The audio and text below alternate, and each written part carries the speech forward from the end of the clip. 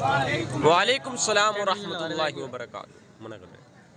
إن الحمد لله نحمده ونستعينه ونستغفره ونؤمن به ونتوكل عليه ونعوذ بالله من شرور أنفسنا ومن سيئات أعمالنا من يهده الله فلا مضل له ومن يضلله فلا هادي له ونشهد أن لا إله إلا الله وحده لا شريك له ونشهد أن سيدنا ومولانا محمدًا عبده ورسوله أما بعد فأعوذ بالله من الشيطان الرجيم بسم الله الرحمن الرحيم ألف لام ميم ذلك الكتاب لا ريب فيه هدى للمتقين وقال الله تبارك وتعالى في القرآن المجيد شهر رمضان الذي أنزل فيه القرآن هدى للناس وقال الله تبارك وتعالى إنا نحن نزلنا الذكر وإنا له لحافظون صدق الله العظيم قال النبي صلى الله عليه وسلم خيركم من تعلم القرآن وعلمه وقال النبي صلى الله عليه وسلم طلب العلم فريضة على كل مسلم أو كما قال النبي عليه الصلاة والسلام. All compliments, all physical prayer and all monetary worship are for Allah. Peace be upon you, O Prophet, and Allah's mercy and blessings. Peace be upon us and righteous slaves of Allah subhanahu wa ta'ala. I bear witness that no one is worthy except of Allah subhanahu wa ta'ala. In the name of Allah, the most gracious, the most merciful, my Lord, expand me my grace is my task for me. Remove the impediment from my speech so they may understand what I say. बहुनाम जन्म नामन्ते ज्ञानवान माम परपदिग्यते वासुदेवा सर्वमिति समहात्मा सुदुर्लभः उदारा सर्व एवैते ज्ञानी तात्मेव मयिमतम् आस्थितः सहि युक्तात्मा मामेवामुत्तमां गतिम् अदब्धानि वरुणस्सवर्तानि ओम सहना भवतु सहनो भुनक्तु सहवीर्यं कर्मामहे तेजस्वनावधीतमस्तु मा विद्विषावहे ब्रह्मानन्दमनादि विश्वकुर्दजं सत्यं परं शाश्वतं विद्या यस्य सनातने निगम्भिर्दे ओम नमो भगवते वासुदेवाय विश्वेश्वरा आदि पुरुष अपरंपार अल्लेख पुरुषा नमः। जनाब सदर मोहतरम, स्टेज पर गिरामी कद्र मुअज़्ज़ज़ उलमाए किराम और इस पिंडाल में जमा होने वाले हमारे गयूर मुसलमानों और पर्दों में बैठे हुए हमारे समाज के इज़्ज़तदार माँ और बहनों, ये जलसा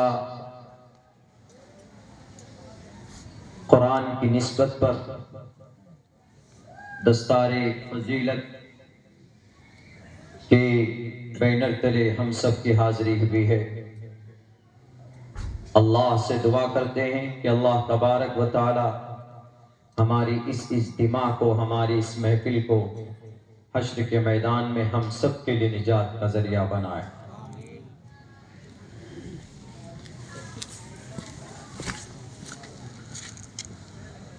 पूरी दुनिया के अंदर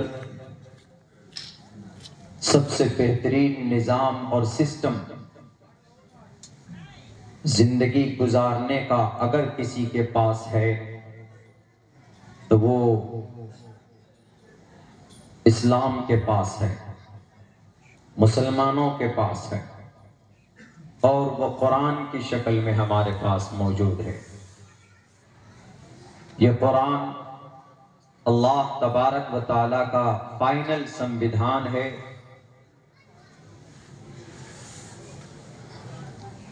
دنیا میں بہت ساری کتابیں پائی جاتی ہے، الگ الگ مذاہب، الگ الگ سوچ اور سمجھ اور عقیدے کے لوگ پائے جاتے ہیں پوری دنیا میں۔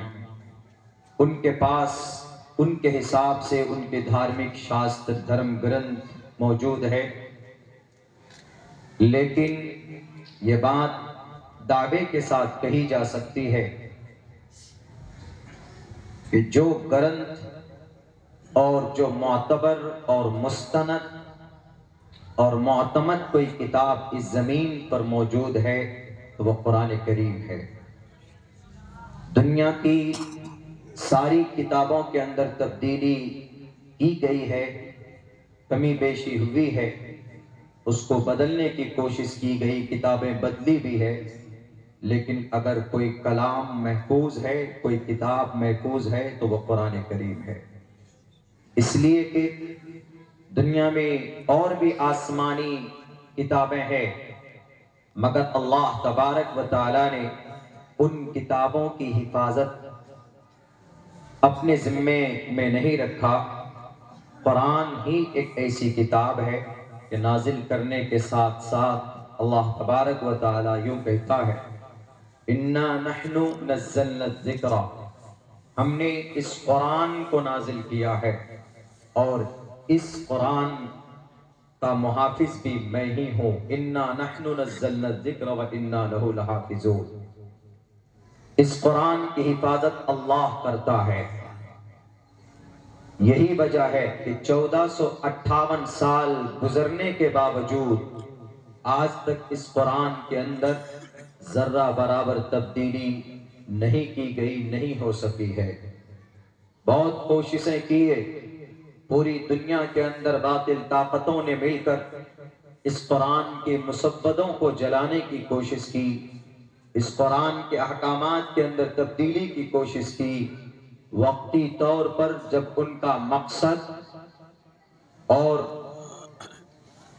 جب وہ کامیاب ہو گئے کچھ ہی دنوں تک، لیکن وہ مٹ گئے، بدلنے والے مٹ گئے، قرآن کو ختم کرنے کی سازشیں کرنے والوں کا وجود اس زمین سے مٹ چکا، لیکن آج تک یہ قرآن موجود ہے۔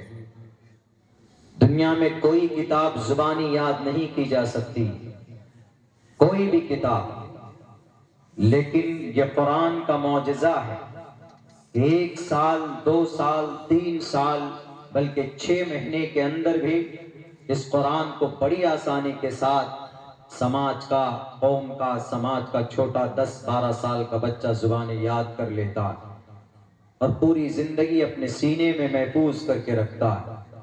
مجھے کوئی بتائے پوری دنیا میں کوئی ایسی گرنتھ ہے، ایسی کتاب ہے کہ جس کو لوگ زبانی یاد کرتے ہیں اور اس کو پوری زندگی یاد رکھ پا رہے ہوں؟ نہیں کی جا سکتی۔ یہ صرف قرآن کا معجزہ ہے۔ یہی وجہ ہے کہ آج پوری صرف بھارت کے اندر تقریباً 8 لاکھ حفاظ کرام پائے جاتے ہیں۔ صرف ہمارے انڈیا کے اندر، ہمارے اس مہان دیش کے اندر 8 لاکھ حفاظ کرام جو آپ کو کھڑے ہو کر پورے قرآن کو سنا سکتے۔ اسی لیے یہ پیغام ہے دنیا کے ان لوگوں کے لیے جو ہمارے قرآن کو الگ نگاہ سے دیکھتے ہیں۔ یورپ میں بہت سے لوگ، بہت ساری طاقتیں ایسی بیٹھی ہوئی ہے مغربی کنٹری کے اندر کہ اس قرآن کو مٹا دیا جائے، اس قرآن کے احکامات کے اندر تبدیلی کی جائے۔ قرآن کے الفاظ بھی محفوظ ہے اور قرآن کے معنی بھی محفوظ ہے۔ ایسا نہیں کہ اللہ صرف قرآن کے لفظوں کی حفاظت کرتا ہے، اس کے معنی کے اندر تبدیلی ہو سکتی ہے، کی جا سکتی، امپاسبل ہے۔ یہ اللہ کا فرمان ہے، یہ اللہ کی کتاب ہے۔ انسانوں کے ہاتھ کی لکھی ہوئی کتابوں کے اندر تبدیلی کی جا سکتی، جیسے ہمارے بھارت کا سمویدھان ہے، انڈین کانسٹیٹیوشن ہے، آئین بھارت ہے، اس کے اندر سنشودھن کیا جاتا ہے۔ اس کے پروسیس ہیں کہ پارلیمنٹ میں ایم پیز کے ذریعے سے کسی قانون کے اندر سنشودھن کرنا ہو تو ووٹنگ کرتے ہیں، پھر وہ راجیہ سبھا میں پہنچتا ہے، اس کے بعد فائنلی بھارت کا جو راشٹرپتی ہوتا ہے تو ان کا لاسٹ فائنل سگنیچر ہوتا ہے، دستخط ہونے کے بعد تب وہ قانون کی شکل اختیار کر کے لوگوں کے سامنے میں پھر اس کو امپلیمنٹ کرتے۔ اس میں پاسبل ہے، کیا جا سکتا ہے، چونکہ سمویدھان انسانوں کے ہاتھوں کے ذریعے سے 2 سال 11 مہینے 8 دن کے اندر یہ سمویدھان تیار کیا گیا، لیکن قرآن میں تبدیلی نہیں کی جا سکتی۔ کیوں؟ کیونکہ یہ اللہ تبارک و تعالیٰ کے ہاتھ کی لکھی ہوئی کتاب ہے۔ یہاں تک کہ اگر ٹوٹل انبیاء بھی مل کر یہ چاہتے، اگر جناب محمد الرسول اللہ بھی یہ کوشش کرتے کہ میں بدل دوں، پاسبل نہیں تھا۔ اللہ نے قرآن میں کہا وَمَا يَنْطِقُ عَنِ الْهَوَىٰ إِنْ هُوَ إِلَّا وَحْيٌ يُوحَىٰ۔ محمد الرسول اللہ بھی یا کوئی نبی بھی اپنی طرف سے کوئی بات کسی کو نہیں قرآن میں آمیزش کر کے لوگوں کے سامنے پیش نہیں کر سکتا، بلکہ رب کی طرف سے جو وحی کی جاتی ہے وہی وہ پیغام لوگوں تک پہنچا پاتے ہیں، وہ اپنی طرف سے کچھ نہیں کہہ سکتے۔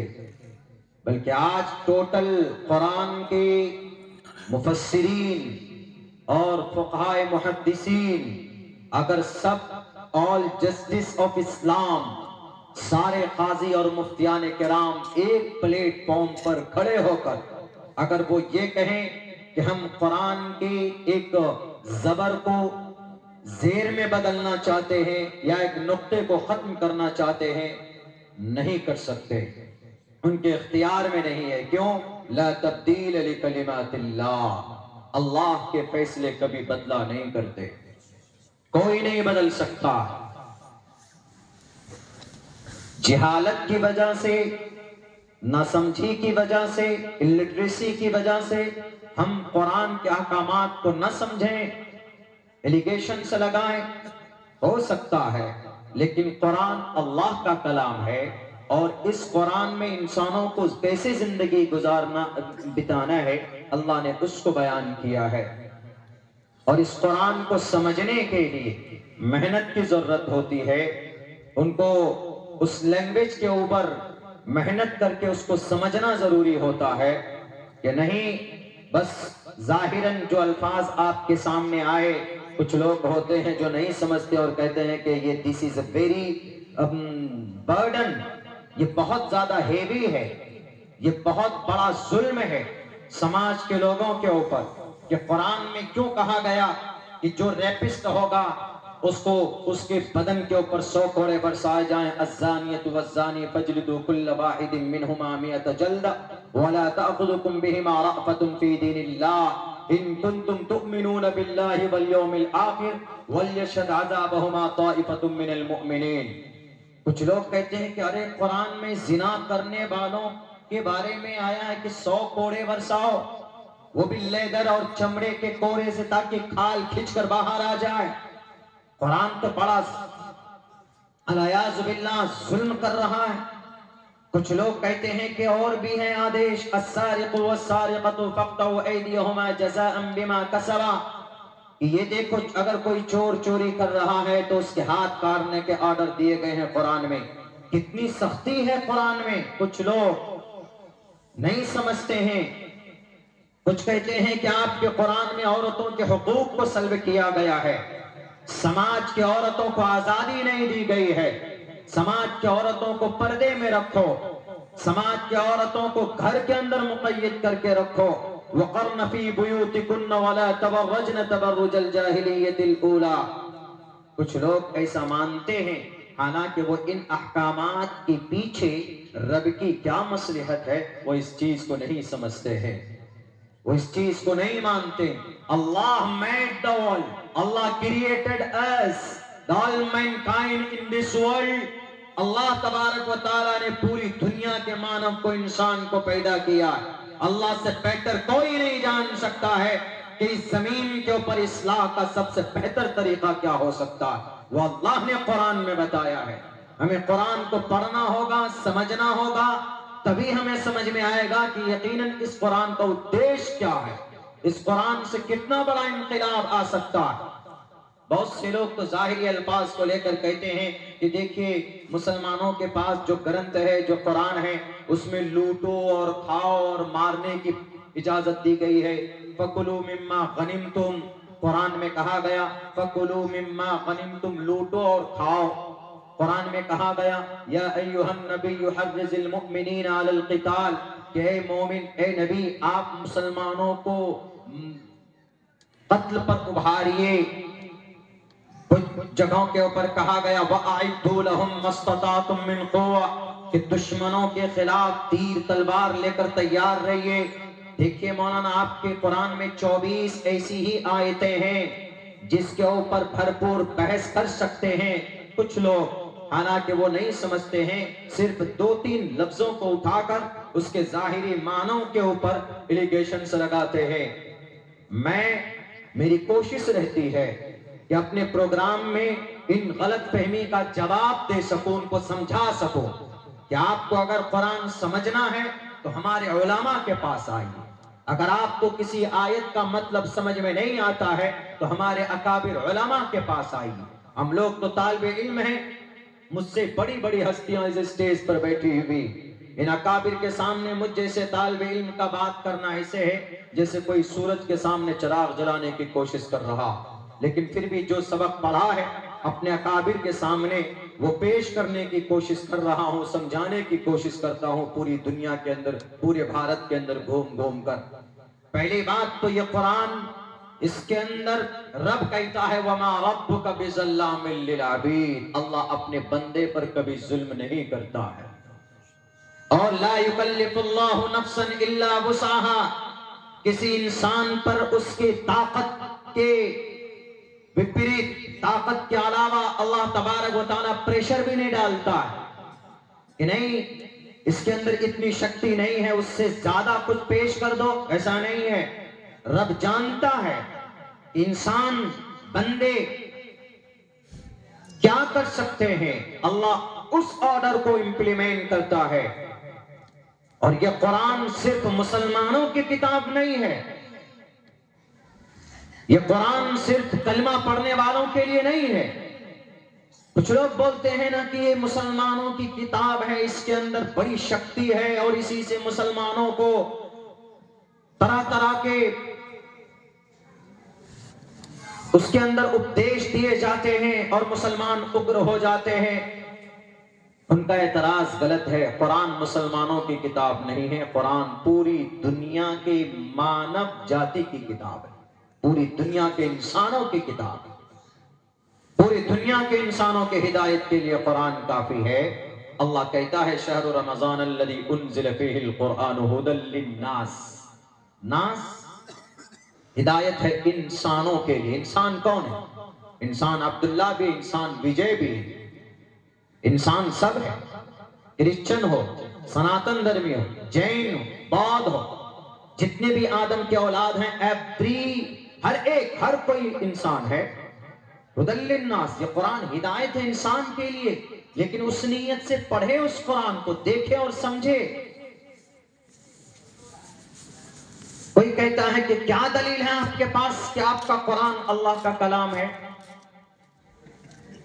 دنیا کی کسی کتاب سے پوچھیں، ہمارے اس دیش کے اندر ہمارے سناتن دھرمی بھائیوں کی کتاب ہے، شاستری ہے، رگ وید ہے، یجروید ہے، سام وید، اتھرو وید ہے، پھر پران ہے، پھر اپنشد ہے، پھر رامائن، مہا بھارت، گیتا ہے، اس کے بعد گرو گرنتھ ہے۔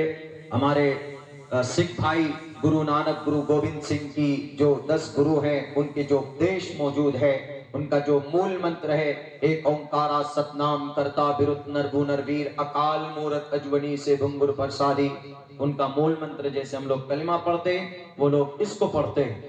اور بھی کتابیں ہیں، بائبل ہے، متی ہے، مرقس ہے، لوقا ہے، یوحنا ہے، برنیاس ہے، عہد جدید عہد قدیم کی کتابیں، آواستہ ہے، دساتیر ہے۔ کسی بھی کتاب سے پوچھئے کہ تم یقیناً تمہارا لنک لارڈ سے ہے، خدا سے ہے، ایشور سے ہے، دنیا کی کوئی کتاب نہیں بتا سکتی ہے الفاظ میں کہ میں ایشور کا کلام ہوں، یا میں لارڈ کا فرمان ہوں، یا میں کسی خدا سے میرا لنک ہے۔ لیکن قرآن سے سوال کیجئے کہ قرآن تم کس کا کلام ہو، آئے تم کہاں سے ہو، کیسے آئے تم اس زمین پر، تمہارا مقصد کیا ہے، تم کہاں پر آئے ہو، تمہاری کوالٹی کیا ہے، آپ قرآن سے سوال کیجئے، قرآن آپ کو جواب دے گا۔ آپ قرآن سے پوچھیں کہ قرآن تم کہاں سے آئے؟ لوگ پوچھتے ہیں کہ تم خدا کا کلام نہیں ہو، قرآن کہتا ہے کہ جھوٹ بولتا ہے۔ وَإِنَّهُ لَتَنزِيلُ رَبِّ الْعَالَمِينَ، میں رب کا کلام ہوں۔ اے قرآن تم آئے کیسے دنیا میں؟ نزل بہ الروح الامین، جبرائیل امین کے ذریعے سے اس دھرتی پر میں آیا۔ اے قرآن تم آئے کہاں پر ہو؟ نزل علی قلب جناب محمد الرسول اللہ کے قلب اطہر پر آیا۔ اے قرآن تم آئے کس لیے ہو؟ آپ کا سوال ختم ہوگا، جواب شروع ہوگا۔ شہر رمضان الذی انزل فیہ القرآن ھدی للناس۔ اے قرآن تمہارا برانڈ کیا ہے؟ تمہاری کوالٹی کیا ہے؟ تمہارا اسٹیٹس کیا ہے؟ آدمی کچھ سامان خریدنے جاتا ہے، موبائل خریدنے جائے گا تو برانڈ پوچھتا ہے کہ بھئی ہم کو برانڈ چاہیے، برانڈڈ موبائل چاہیے تو آئی فون لے کر آتا ہے۔ اس سے تھوڑا اور نیچے چاہیے تو ون پلس لے کے آتا ہے۔ اس سے اور نیچے چاہیے تو سیمسنگ اور اپنا برانڈ کے برانڈڈ ہو، کوالٹی پوچھتا ہے۔ اے قرآن تمہارا برانڈ کیا ہے؟ ذالک الکتاب لا ریب فیہ، ایک ایسی کتاب ہے جس میں ذرہ برابر شک و شبہ نہیں ہے۔ یہ ایسی کتاب ہے جس میں شک نہیں کر سکتے۔ سب سے پہلے نمبر پر قرآن اپنا برانڈ پیش کرتا ہے، اپنے اسٹیٹس کو پیش کرتا ہے کہ میں ایک ایسی کتاب ہوں جس کے اندر ذرہ برابر آپ شک نہیں کر سکتے، ڈاؤٹ لیس۔ یہ کتاب، اس میں کوئی شک نہیں ہے۔ لاؤ کوئی کتاب ایسی جو اپنا انٹروڈکشن پیش کرتا ہو، نہیں کر سکتا، نہیں پیش کر سکتا، لیکن قرآن پیش کر سکتا ہے۔ قرآن کھل کر کہتا ہے۔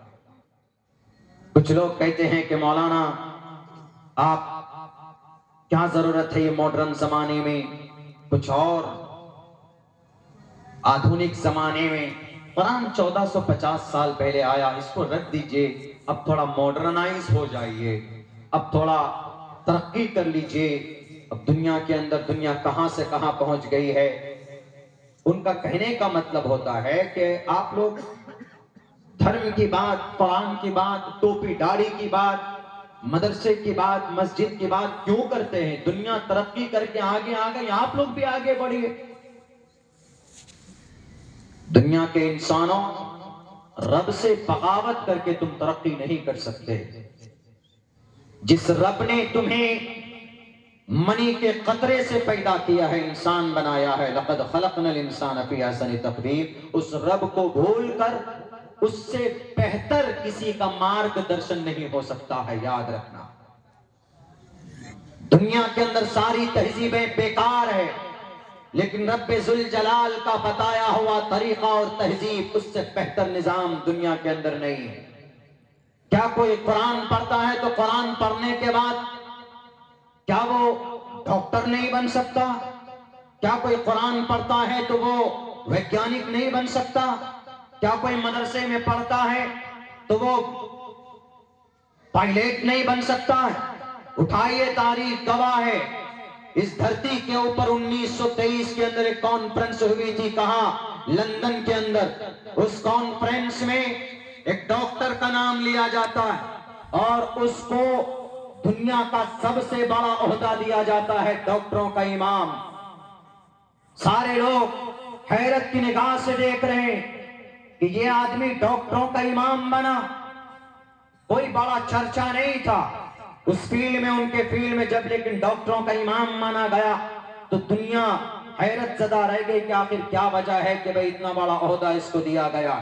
آج اگر کسی کو سمانت کیا جاتا ہے دیش میں کسی بڑے ریوارڈ سے تو ساری دنیا کی نگاہ اس کی طرف ہوتی، لیکن جب اس شخص کو 1923 میں لندن کے اندر طبی کانگریس کانفرنس میں جب ان کو عہدہ اور سمان دیا گیا تو پوری دنیا نے دیکھا کہ یقیناً یہ اچھا ہے، یہ سچا ہے۔ ڈاکٹروں کا امام اگر کسی نے دنیا کے اندر کسی کو مانا گیا تو اس شخص کا نام ابو بکر محمد بن زکریا الرازی، جو قرآن کریم کا جانکار تھا، جو قرآن پڑھا لکھا تھا۔ دنیا کا آج سرجن، بڑا سے بڑا سرجن جو سرجری کرتا ہے، اس سرجری کے اندر جو آلات استعمال کیے جاتے ہیں وہ کسی اور کا بنایا ہوا نہیں ہے، بلکہ قرآن کریم کا ایک بہت بڑا عاشق اس کا نام یورپ نے بدل دیا، لیکن اس کا ریئل نام ابو القاسم الزہراوی ہے۔ جو آج ڈاکٹر لوگ سرجری کرتے ہیں تو اس کے اندر جو سیزر، بلیڈ وغیرہ وغیرہ استعمال کرتے ہیں، یہ اسی ابو القاسم الزہراوی کی ایجاد ہے، جس کو آج ابو القیس البوبکیس کے نام سے یاد کیا جاتا ہے۔ تاریخ بتائے کیا قرآن پڑھنے والوں نے دنیا میں انقلاب پیدا نہیں کیا؟ اٹھاؤ شیخ حسین ابن علی سینا کی تاریخ، آج ان کی کتاب کا غلام بنا بیٹھا ہے لندن کے اندر کیمبرج اور آکسفورڈ یونیورسٹی والے، ہارورڈ یونیورسٹی والے۔ اگر ان کو ایم بی بی ایس کے بعد ایم ڈی کے بچوں کو پڑھانا ہے تو ان کے پاس ایک ہی کتاب ہے القانون، جس کے اندر the theory of medicine, theory of doctorate, کہ بڑا ڈاکٹر کیسے بن سکتا ہے، ایک کتاب پڑھائی جاتی ہے القانون۔ اس کتاب کو لکھنے والا کون؟ شیخ حسین ابن علی سینا۔ 11 سال کی عمر میں مدرسے میں قرآن کریم کو محفوظ کر لیا تھا، حافظ قرآن بن گئے تھے۔ یہ تاریخ رہی ہے کہ قرآن پڑھنے والا صرف حافظ قرآن نہیں ہوتا ہے، ارے ان کا مرتبہ دنیا میں نہیں، کل قیامت میں بھی سب سے بڑا ہوگا۔ سارے لوگ پریشانی کے عالم میں مبتلا ہوں گے، سارے لوگ نفسی نفسی کے عالم میں مبتلا ہوں گے، لیکن ایک حافظ قرآن سے کہا جائے گا اقرأ ورتقی۔ جیسے تم دنیا میں قرآن پڑھتے تھے، قرآن سے محبت تھی، قرآن کے دوست بنتے تھے، ایسے ہی اس دنیا کے اندر تم قرآن پڑھو یہاں آخرت میں، اور جنت کے دروازے پر بلندی جنت پر چڑھتا جا، قرآن کریم پڑھتا جا۔ وہ کہے گا کہ اللہ میں اکیلے جاؤں نہیں، 10 آدمیوں کو اپنے ساتھ لے لو، اور جن پر جہنم واجب ہو چکی ہے ان کو اپنے ساتھ لے کر قرآن کریم پڑھتا جا اور جنت کے دروازے پر چڑھتا جا۔ آج جو بڑے بڑے عہدوں میں دنیا کے اندر آج ان کو بڑا عہدہ دیا جاتا ہے جو کسی دیش کا پی ایم ہو، جو کسی دیش کا پردیش کا سی ایم ہو، جو کسی دولت کا کے انبار پر بیٹھا ہوا، جو ڈی ایم ہو، منسٹر ہو، ایم پی ہو، ایم ایل اے ہو، انہی کو ہم عزت دیتے ہیں۔ لیکن کل قیامت میں اگر عمل ٹھیک نہیں ہوگا تو کان ان کو مرغا بنا دیا جائے گا، اور سب سے زیادہ عزت اگر کسی کی ہوگی حشر کے میدان میں تو حافظ قرآن کی عزت ہوگی، وہاں ان کا سمان ہوگا۔ یہ ہے قرآن کی پاور۔ قرآن دنیا کے مسائل کا حل بتاتا ہے۔ مثال کے طور پر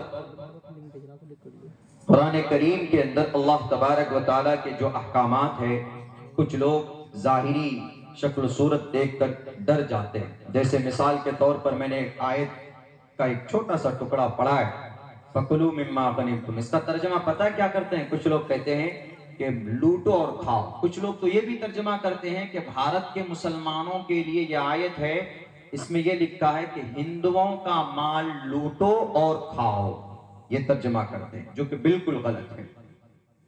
فَكُلُوا کھاؤ، مِمَّا غَنِمْتُمْ غنیمت کا مال۔ اس کو سمجھنے کی ضرورت ہے۔ پہلے زمانے میں بادشاہوں کے بیچ میں لڑائی ہوتی تھی، یدھ آپس میں، جیسے جناب محمد رسول اللہ صلی اللہ علیہ وسلم کی زندگی میں تقریباً 27 جنگوں میں آپ بذات خود شریک ہوئے۔ جنگ بدر ہے، جنگ احد ہے، غزوہ حنین ہے، غزوہ تبوک ہے، یہ سب۔ جیسے وہیں پر ہمارے برادران وطن، ہمارے سناتن دھرمی بھائیوں کے یہاں بھی یدھ ہوئے، مہابھارت کا میدان ہے، رن بھومی ہے، جہاں کورو اور پانڈووں کی لڑائی، ایک طرف شری رام چندر جی کا یدھ ہے راون کے خلاف میں، اور جیسے درگم راکشس کے خلاف درگے ماتا کی لڑائی ہے، اندھکاسر کا وناش کرنے والے کالی کا اوتار ہے درگے ماتا کی۔ تو لڑائی ہمیشہ ہر زمانے میں رہی، آج بھی ہوتی ہے لڑائی، جنگ کہاں نہیں ہوتی، جنگ ہوتی ہے۔ جیسے ہمارے بھارت کا اکثر ملکوں سے ہوتے رہتا ہے، چائنا کا ابھی رشیا اور یوکرین وار ہے، کہیں فلسطین اور اسرائیل کی لڑائی ہے، دو ملکوں کے بیچ میں لڑائی ہوتی ہے، جنگ ہوتی ہے، اور ہر کوئی چاہتا ہے کہ میں فتح پالوں، کسی طرح میں جیت جاؤں۔ یہ یدھ کا سسٹم اور نظام ہے، لیکن یدھ کا ایک سسٹم قانون یہ ہے کہ آپ لڑنے والوں کے سامنے، لڑنے والوں کے بیچ میں لڑائی کر سکتے ہیں، عام انسان کو نہیں مار سکتے، قانون ایک سنویدھان۔ البتہ لڑائی ہمیشہ سے رہی، اگر آج چائنا ہم پر اٹیک کر دے تو ہمارے دیش کے پرائم منسٹر صاحب سوئے ہوئے نہیں رہیں گے، وہ فوراً کہیں گے کہ بھئی اپنے دیش کو بچانے کے لیے لڑائی کرو، اپنے ہماری دیش کی رکشا کے لیے۔ تو خیر پہلے زمانے میں جب یدھ اور لڑائی ہوتی تھی تو اسی بیچ میں ظاہر سی بات ہے کہ ریزلٹ آؤٹ ہونے کے بعد ان میں سے کوئی ایک ہی جیتتا تھا، ایک بادشاہ جیتتا تھا، ایک ہارتا تھا۔ تو ہارے ہوئے بادشاہ جو فریق ہار جاتا میدان کارزار میں تو اس کا بچا ہوا ٹوٹل اس کی پراپرٹی جو بھی سامان ہے، گھوڑے ہیں یا آلات ہیں یا ویپنز ہے، بندوق ہے، گولی ہے، بارود ہے، جو کچھ بھی ہے، تو جیتنے والے کو ہوا کرتے تھے۔ تو اس کے لیے کہا فَكُلُوا مِمَّا غَنِمْتُمْ، جو تم نے میدان کارزار میں پایا ہے اس کو آپس میں بانٹ کر کھاؤ۔ یہ ہے ترجمہ اس کا۔ لیکن کیا ترجمہ کرتے ہیں کہ ہندوؤں کا مال لوٹو اور کھاؤ خواہ لڑانے کے لیے، جبکہ کہیں سے کہیں تک تعلق نہیں ہے۔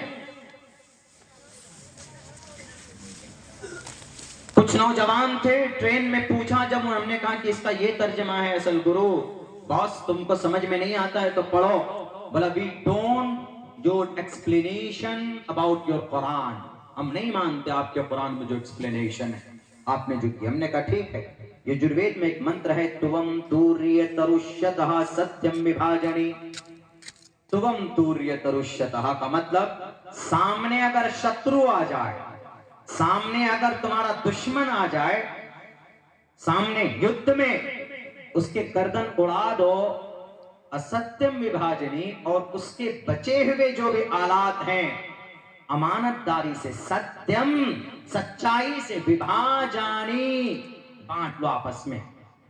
ویدوں میں بھی ہے یہ اپدیش۔ ہم نے کہا کہ صرف اعتراض کرنے سے نہیں چلے گا، پڑھنا پڑے گا۔ اسی لیے کرشن جی نے کہا ہے شریمد بھگوت گیتا کے اندر بہو نام جنم نامنتے گیان وان مام پرپدیگیتے واسودیوا سرومتی سمہاتما سدرلبھا۔ انسان مہاتما بنتا ہے تعلیم کے ذریعے سے، انسان مہاتما بنتا ہے ایجوکیشن کے ذریعے سے، اور تعلیم سے، گیان سے پتا چلتا ہے کہ کون سا کام کرنا ہے، کون سا کام نہیں کرنا ہے۔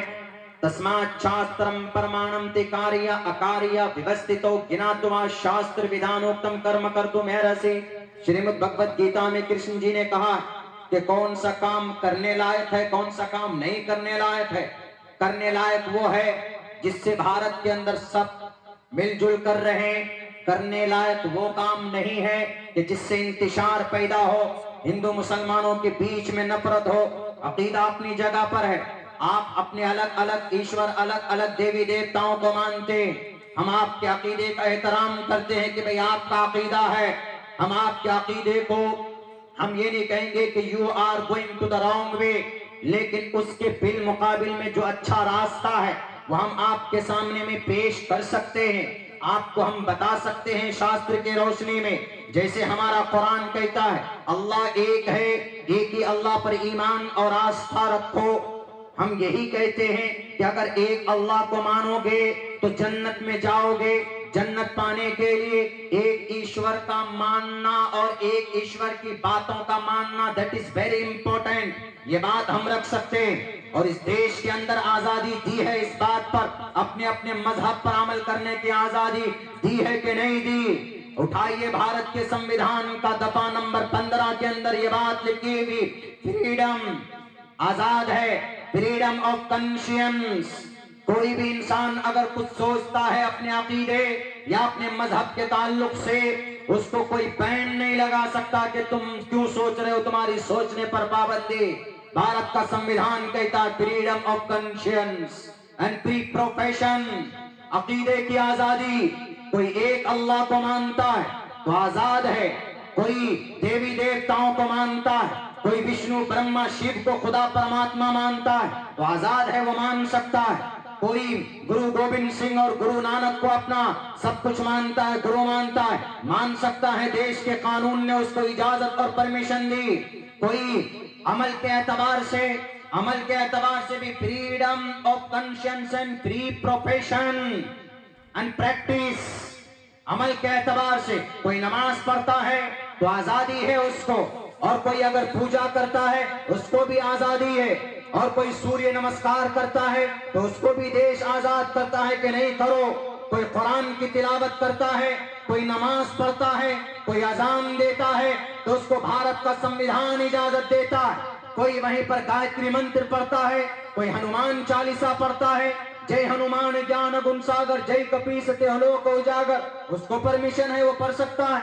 ہمارے سکھ بھائی مول منتر پڑھتے ہیں, ایک اومکارا ستنام کرتا بھرت نربو نرویر اکال مورت اجونی سے بھنگر پرسادی, آزاد ہے, وہ پڑھ سکتا ہے. کوئی بندش نہیں لگا سکتا ہے. اگر کوئی بندش لگاتا ہے کسی کے عقیدے کے اوپر, کسی کے سوچ کے اوپر, تو وہ پاگل اور بے وقوف ہے. اس کو بھارت کا سمویدھان معلوم نہیں, اس کو سمویدھان پڑھنا چاہیے, اس کو دیکھنا چاہیے. اس دیش کی خوبصورتی یہی ہے کہ سب مل کر خوشی کے ساتھ اپنے اپنے مذہبی اعمال کو کرتے رہیں, تب یہ دیش ترقی کرے گا. اس دیش میں نفرت کے جو باتیں کرتے ہیں, جو بازار گرم کرتے ہیں, وہ کام اکاریہ ہے, نہیں کرنے لائق ہے. کاریہ اکاریہ ویوستھتو گناتوا شاستر ودھانوکتم کرم کرتو مہر ہسی. یہی بات ہمارا قرآن بھی کہتا ہے. ہمارا قرآن کسی کو نقصان نہیں پہنچاتا ہے. قرآن کے احکامات کسی کو نقصان نہیں دیتے ہیں. اگر ابھی اس وقت ہمارے دیش میں ہر 45 سیکنڈ میں ایک بچی کا ریپ ہوتا ہے, عزت لوٹی جاتی ہے, زنا کے واردات ہوتے ہیں ہر 45 سیکنڈ میں. بتائیے, ہمارے دیش میں ایک بہت پرانے لیڈر ہیں کسی پارٹی کے, ابھی حیات ہیں. ان سے کسی نے پوچھا کہ ریپسٹ کو کیا سزا ملنی چاہیے, تو قرآن انہوں نے کہا کہ ریپسٹ کو should be death penalty, سزائے موت ملنی چاہیے. لیکن کسی نے پوچھا کہ سر یہ زنا سے بچنے کا کوئی وے ہے, کوئی راستہ ہے کیا؟ تو انہوں نے کہا کیا ہے, نو آئیڈیا, مجھے کوئی پتا, کچھ خبر نہیں اس بارے میں.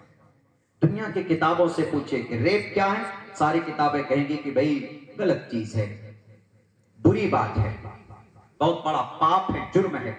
لیکن اس گناہ سے بچنے کا قرآن میں بھی پوچھے تو قرآن بھی صاف واضح لفظوں میں کہے گا کہ بھئی زنا بہت گندی چیز ہے, بہت خراب چیز ہے, بہت بڑا پاپ ہے, بہت بڑا جرم ہے. لیکن دنیا کے تمام تھنکر سے, دنیا کے تمام ایکسپرٹ سے, دنیا کے تمام شاستروں سے پوچھیں کہ ذرا اس مہلک بیماری سے بچنے کا کوئی راستہ ہے تمہارے پاس؟ کوئی نہیں بتا. لیکن قرآن سے پوچھے کہ قرآن تمہارے پاس زنا سے بچنے کا کوئی راستہ ہے کیا؟ قرآن کہے گا کہ بالکل ہے. قرآن بچنے کا پہلے راستہ بتاتا ہے, تب بعد میں سزا دیتا ہے. قرآن چوری سے بچنے کا بھی راستہ بتاتا ہے, لیکن جو نہیں بچتا ہے تب اللہ کہتا ہے السارق والسارقۃ, اب ہاتھ کاٹو. قرآن زنا سے بچنے کا راستہ بتاتا ہے, آدمی نہیں بچتا ہے, زبردستی کرتا ہے, شریعت کی خلاف ورزی کرتا ہے, تب قرآن کہتا ہے الزانیۃ والزانی فاجلدوا کل واحد منہما مئۃ جلدہ. اب کورے برساؤ. پہلے بچنے کا, سدھارنے کا ایک راستہ.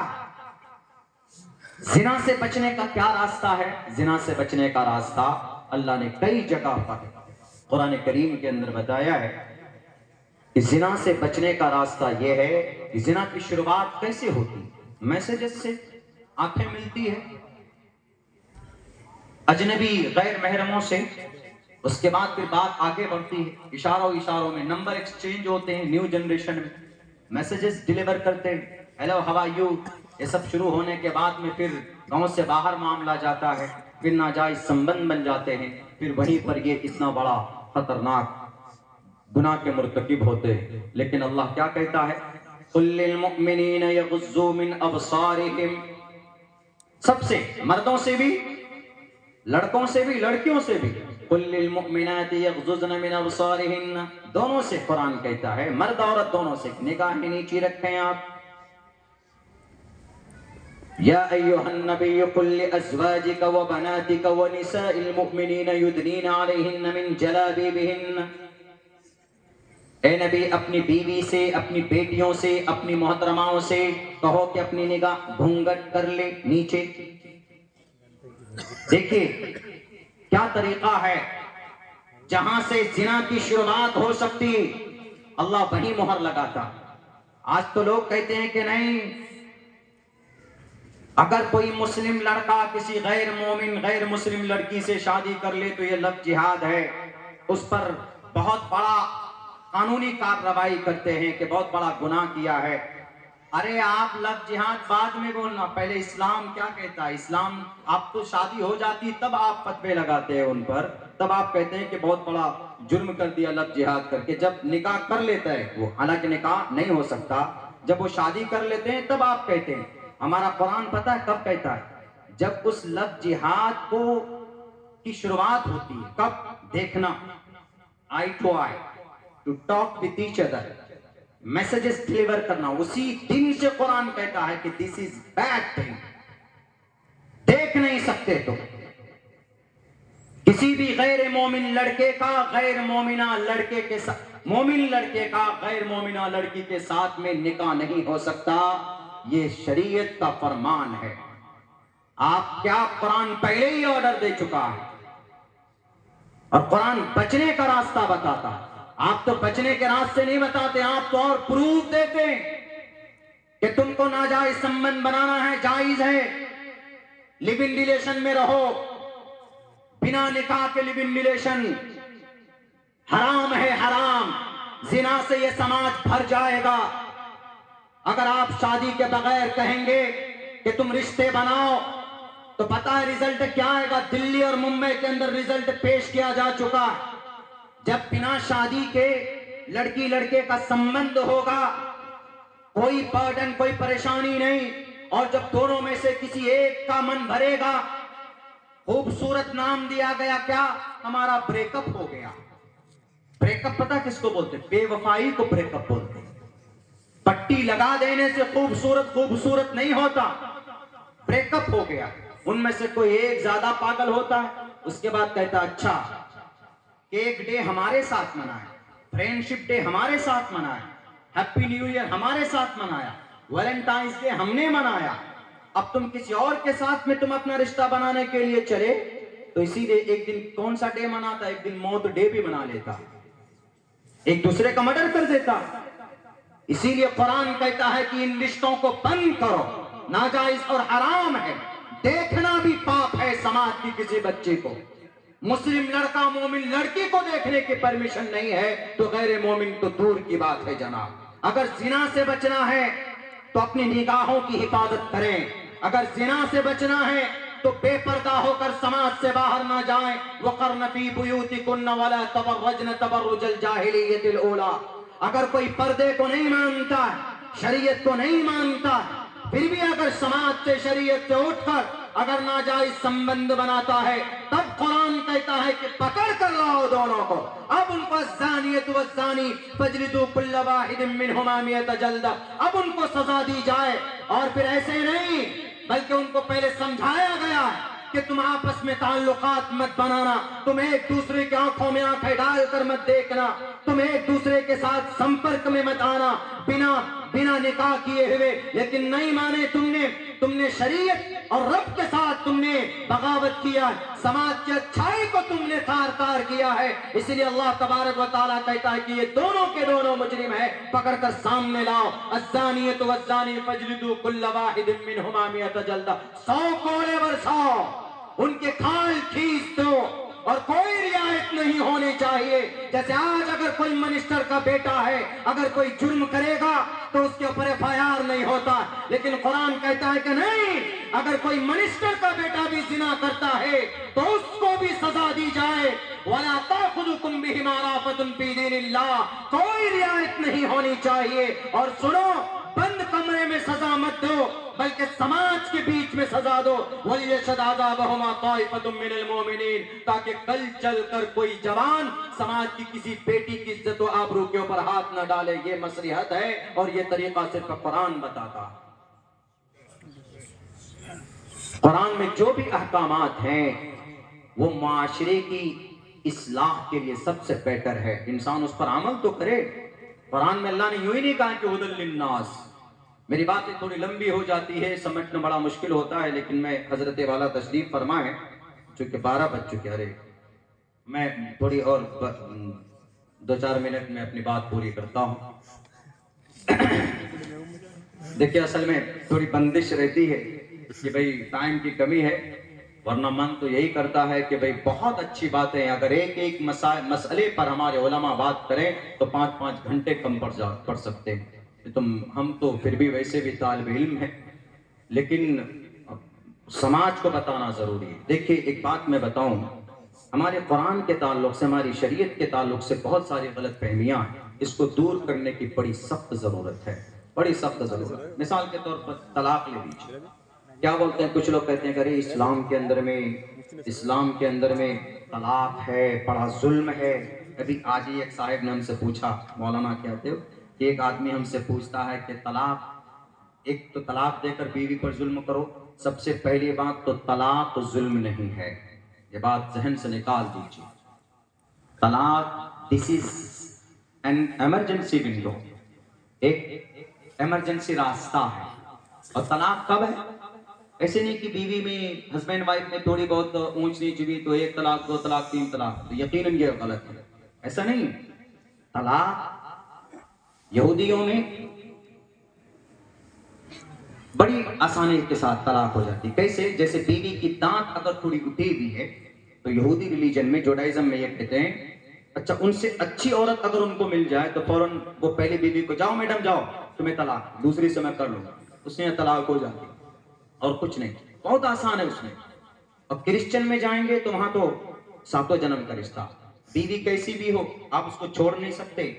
अगर वो आपको मार मार कर सर फोड़ दे बीवी, या आपके हाथ में हथकड़ी डालकर रात भर पिलर में बांध दे, बिल्कुल जल्लाद बीवी आ जाए आपके सामने, तो भी आपको उसको बर्दाश्त करना पड़ेगा, उसको नहीं छोड़, आप तलाक ही नहीं दे सकते।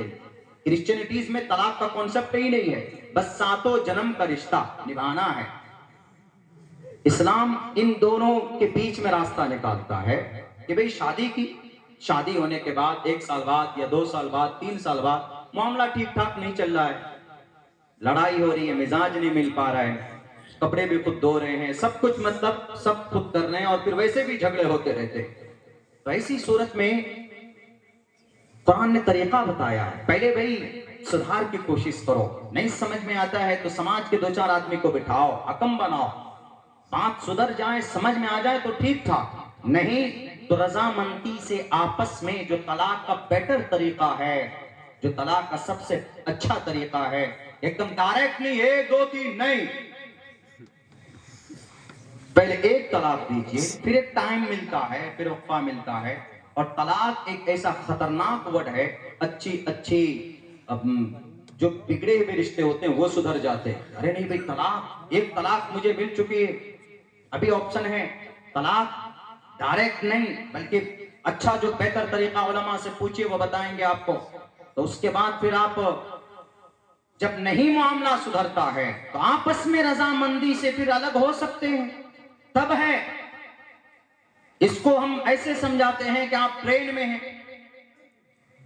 ट्रेन में आप सफर कर रहे हैं, अचानक आग लग जाए तो क्या करेंगे, कैसे निकलेंगे? वहां एक ऑप्शन है, 20 डब्बे में स्लीपर हो या एसी हो, आपातकालीन खिड़की होती है, उसको हमेशा नहीं खोलते।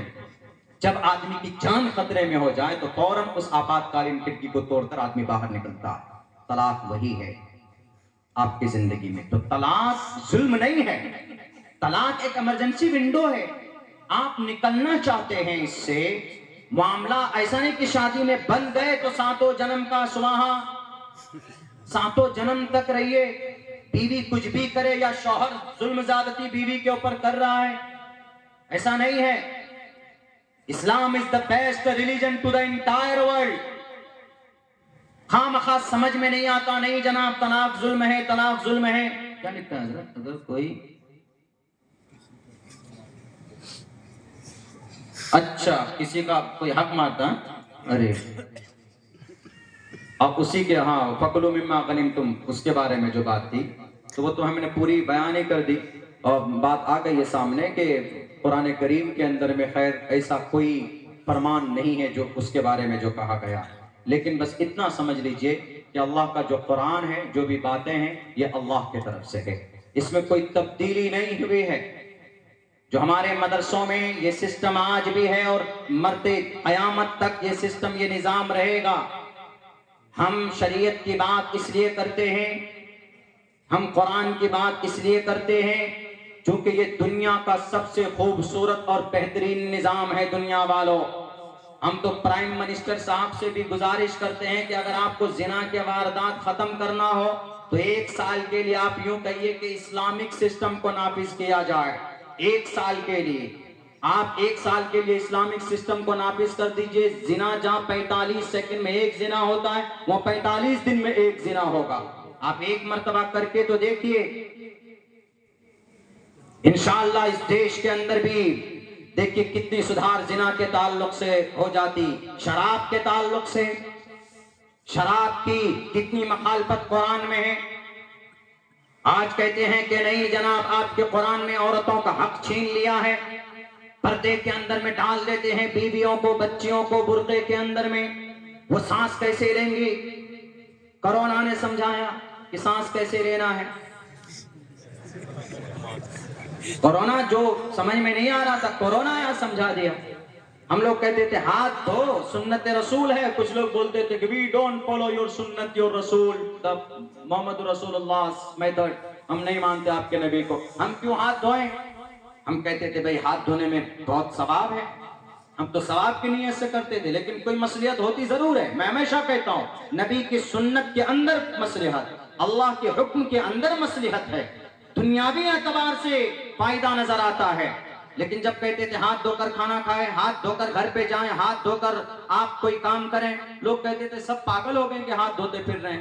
کورونا آیا سفر کر کے چائنا سے فلائٹ میں سوار ہو کر آیا, فلائٹ میں تو آیا تھا وہ, فلائٹ میں آیا, دلی میں اترا اور پورے دیش میں چھا گیا اور کہا کہ اب دیکھو ہاتھ دھونے کی سنت تم کو سمجھاتا ہوں کتنی امپورٹنٹ ہے.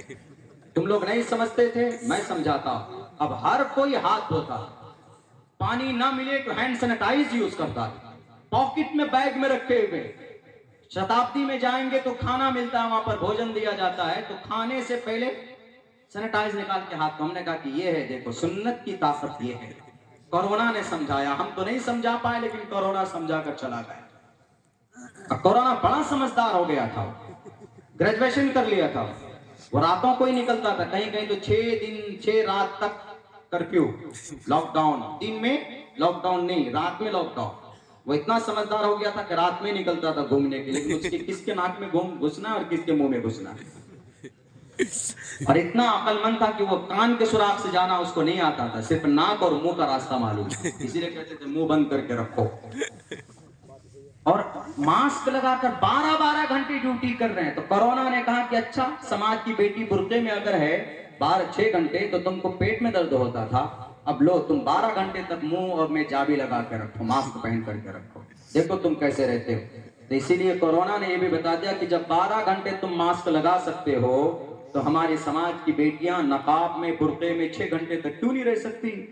تو اللہ کبھی کسی ذریعے سے سمجھا دیتا, ایسا نہیں ہے. تو اسی لیے کوئی نہ کوئی حکمت ضرور ہے, اور ان مدرسوں کے اندر ہم لوگ یہی پڑھاتے ہیں, یہی قرآن, یہی حدیث, یہی مسائل, یہی مسئلہ, اور کچھ نہیں ہے ہمارے مدرسوں میں. خواہ ٹارگیٹ بھی ایک اسٹیٹ کے اندر تو مدارس 1200-1300 مدرسے بند کر دیے گئے کہ نہیں یہاں سے ڈاکٹر بننا ہے, انجینئر بننا ہے, یہ بننا ہے, وہ بننا ہے.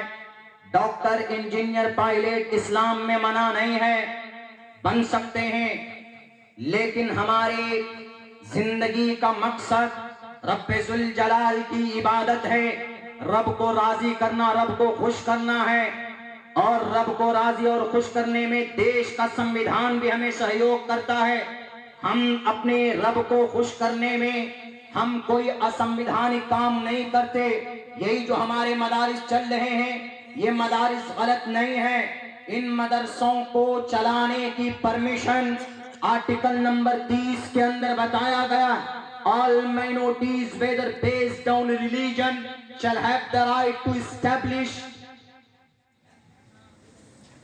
آرٹیکل نمبر 30 میں all minorities, سارے اقلیت کے لوگ, مسلم ہو کہ دلت ہو کہ آدیواسی ہو, whether based on religion or language, اپنے اپنے دھرم کے آدھار پر, اپنے اپنے لینگویج کے اعتبار پر shall have the right to establish the religious institutions on their ground.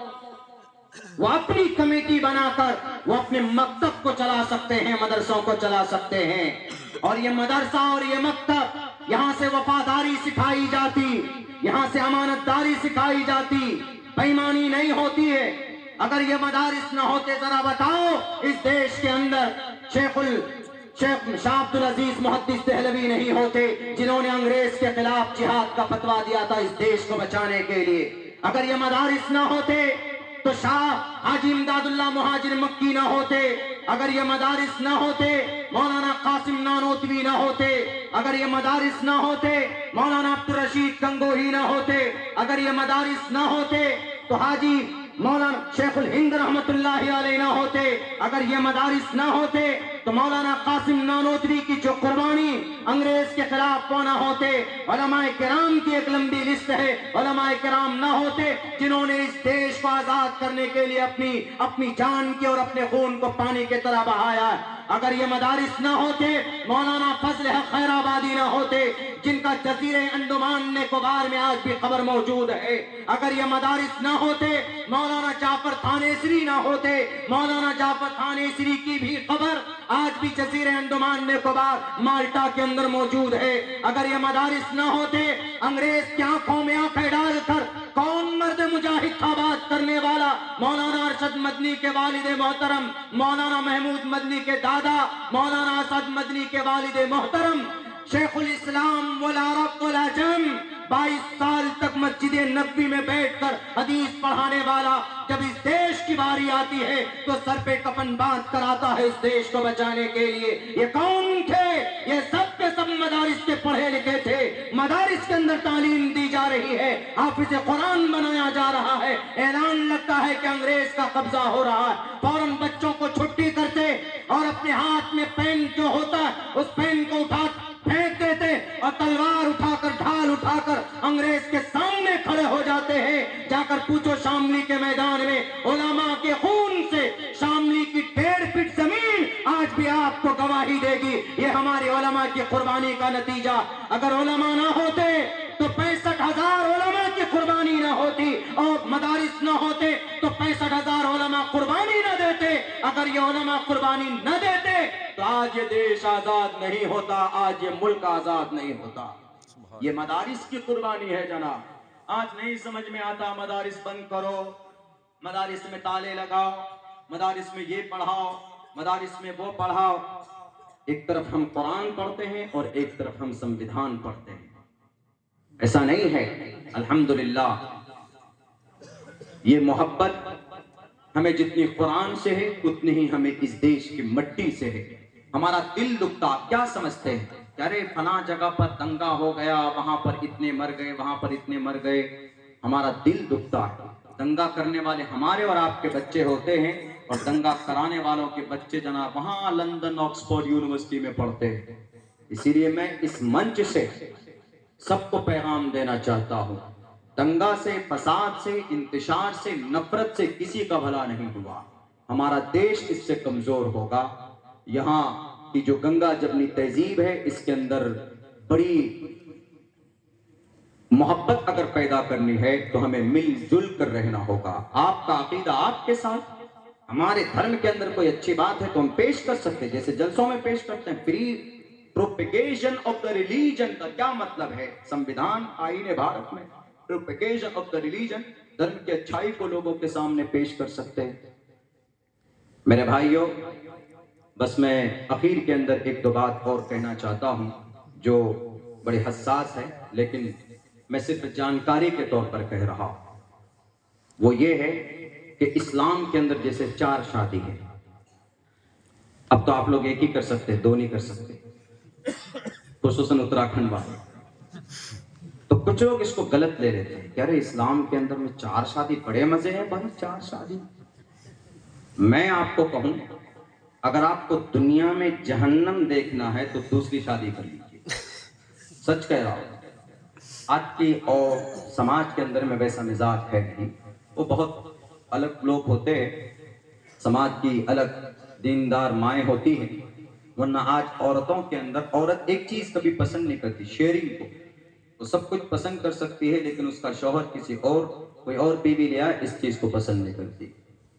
चार शादी जरूरी नहीं है इस्लाम में, वो एक ऑप्शन है। बल्कि ऑप्शन क्या, बल्कि एक शादी भी कभी कभी सुन्नत है, कभी जरूरी है और कभी न करना जरूरी है। एक कर ले तकमील निकाह के लिए, ठीक है, एक तकमील ईमान के लिए कर लीजिए, एक उसको निभाइए। लेकिन अगर कोई कहता है कि अरे फन्किहू मा ताब लकुम मिनन निसाई मसना व सुलास व रुबा, कुरान में है चार शादी, तो चार शादी मनुस्मृति में एक मंत्र में है, पुत्रः कृष्णाम जनिष्ठयाम चपूर वजहा, छोटी बीवी का बेटा बड़ा हो, बड़ी बीवी का बेटा छोटा हो, तो दोनों के बीच में संपत्ति कैसे बांटेंगे? तो पता चला कि दो बीवी वहां पर थी। मनुस्मृति में, हमारे हिंदू भाइयों के यहाँ मनुस्मृति कानून की किताब है, संविधान की किताब है, उनके फिक़ह की किताब है, उनके मसले की किताब, वहां पर भी तो पहले तो चार शादी दिस इज एन ऑप्शन। अगर एक पहली शादी की बीवी को कैंसर, अल्लाह ना करे किसी की बीवी को कैंसर हो जाए या मुहलिक बीमारी से जूझ रही है, अब वो शौहर की जरूरत पूरी नहीं कर सकती, अब वो बेचारा क्या करेगा? नाजायज संबंध तो बना नहीं सकता अपनी जरूरत पूरी करने के लिए, तो उसको इस्लाम कहता है कि ऐसी सूरत में तुम दूसरी शादी कर सकते हो।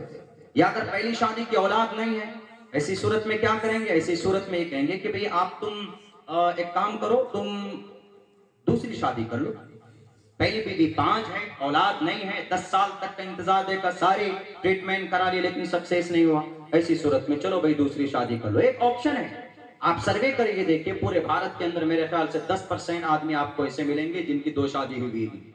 उनमें से कम 90% आदमी ऐसा है जो बस वही जानता है कि वो सुबह नाश्ता करता है कि नहीं करता है। बेचारा मार्केट भी जाएगा, अच्छा उस डाइन के पास थे तो वहीं चाय पीना जाओ, गाड़ियों में रातें गुजारता, कौन परेशानी मोल लेने के लिए जाओ। तो खैर जरूरी नहीं है, इंपॉर्टेंट नहीं है, उसको इंपॉर्टेंट समझते हैं लोग, ये जरूरी नहीं है, इंपॉर्टेंट नहीं। उसके बाद वही तलाक का मामला है, तलाक ये जुल्म नहीं है, ये बचने का एक रास्ता अल्लाह तबारक व तआला ने बयान किया है, और किसी मौलाना की तरफ से नहीं, किसी आलिम की तरफ से नहीं। यहाँ जो मीडिया वाले बैठकर मौलानाओं ने ये बंदिश लगा रखी थी, मौलानाओं ने ये कानून लगाया हुआ था, अरे मौलाना सिर्फ इतना कर सकता है कि कुरान में हदीस में जो बातें हैं शरीयत में वो लोगों के सामने पेश कर सकता है, उसको अपनी तरफ से कोई बात कहने का अधिकार नहीं है, उसको परमिशन नहीं है, उसको इजाजत नहीं है, वो नहीं कह सकता। और एक चीज कुरान में हमारा क्या है कि कुरान में यह है कि अगर लड़की है, समाज की बेटी है, तो उसको आधा हिस्सा मिलेगा। दुनिया के लोग कहते हैं कि अरे आप तो बड़ी औरत की फजीलत की बात करते हैं, इस्लाम में इस्लाम के अंदर औरत को बड़ा सम्मान दिया गया, लेकिन जब मटीरियल और जब माल बंटने का नंबर आता है तो वहां आप 50% देते हो और लड़के को 100% देते हैं आप। गलत फहमी है, ये किसी मौलाना की तकसीम नहीं है, ये कुरान की तकसीम है, नस्से कतई है कि बीवी बेटी को आधा हिस्सा और बेटे को एक हिस्सा। क्यों जी? बज़ाहिर ऐसा लग रहा है कि यकीनन भेदभाव और रेसलिज्म है, लेकिन अल्लाह ने ऐसा क्यों किया? आप मुफस्सिरीन बताते हैं कि मंशा क्या? मंशा ये है कि लड़की जब जवान होने तक, शादी होने तक किसके जिम्मे में है? बाप के जिम्मे में है। उसका बाप उसको खर्च देता है, भाई उसको खर्च दे देते हैं, उसको कोई टेंशन ही नहीं है। जब जवान होने के बाद शादी हो जाती है तो वो किसके जिम्मे में आ जाती है? शौहर के उसमें आ जाती है। अब शौहर टोटल खर्च उसका बर्दाश्त करेगा, सब कुछ, नाम नक्का उसके जिम्मे, छत देना उसके जिम्मे, खाना पीना कपड़ा, एवरीथिंग विल अरेंज शौहर, उसका शौहर सब कुछ अरेंज करेगा। तो इसको कुछ खर्च करना ही नहीं है। जब इसको कुछ खर्च ही नहीं करना है कहीं पर, न बच्चे की परवरिश, न कहीं से दवा लाना, न कहीं राशन पानी का नज़्म करना, तो इसीलिए अल्लाह ने कहा कि भाई इसके जिम्मे तो कुछ खर्च ही नहीं है, इसलिए इसको सिर्फ इनाम के तौर पर दे दो। जब शादी होती है तो बाप खर्च करता है, कुछ ना कुछ बेटी के लिए रखता भी है, देता भी है, तो इसीलिए शरीयत ने ये कहा कि भाई इसके जिम्मे कोई खर्च नहीं है तो 50% दे दो। और बेचारा शौहर ऐसा है, बाप के घर में रहेगा, जब तक बाप है तो बाप भी उसको डांटता डपटता रहता है, तुम काम नहीं करते, पॉकेट खर्च भी नहीं देता। تم یہ نہیں کرتے وہ نہیں کرتے، اور پھر جب شادی ہو جاتی ہے تو بیوی آ گئی، بچے ہو گئے تو بچے کو پڑھانا ہے، اس کی دوائی ہے، اگر ہاسپٹل کا چکر لگے تو وہی جائے گا، تھانہ جانا ہو تو وہی جائے گا، کھیت میں جانا ہو تو وہی جائے گا، ہر جگہ پر کس کی ضرورت، کون پیسہ خرچہ بہاتا ہے کرتا ہے؟ بیچارہ مرد کرتا ہے۔ اسی لیے اللہ تبارک و تعالیٰ نے سوچا کہ ہر فیلڈ میں یہی بیچارہ محنت کرتا ہے، اسی کو خرچ کرنا پڑتا ہے، تو اس کو ایک حصہ دے دو۔ یہ ہے حکمت، یہ ہے حکمت، آدھا 50 اور 100%۔